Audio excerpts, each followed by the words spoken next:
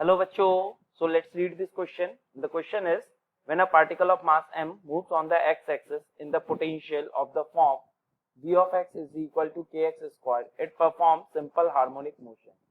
The corresponding time period is proportional to root over of m by k, as can be seen easily using dimensional analysis.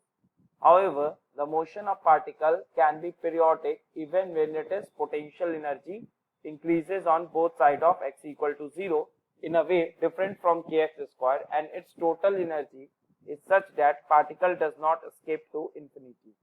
Consider a particle of mass m moving on the x-axis.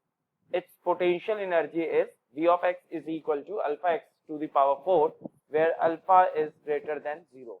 For mod x near the origin and becomes a constant equal to v naught for mod x greater than x naught, and here it is the given figure.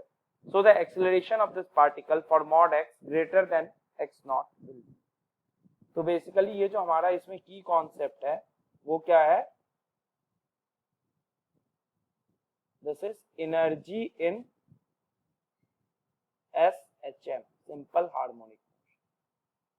तो basically हमको ये पता है जो total energy जो होता है SHM में, तो ये total energy, total mechanical energy which is sum of kinetic energy plus potential energy, ये क्या रहता है, ऑलवेज कांस्टेंट है। अब अगर ये जो x है वो ग्रेटर देन x नॉट है, इस केस में यहाँ पे ये लिखा हुआ है for mod x greater than equal to x not, जो पोटेंशियल एनर्जी है वो हमारा हमेशा कांस्टेंट है v नॉट के।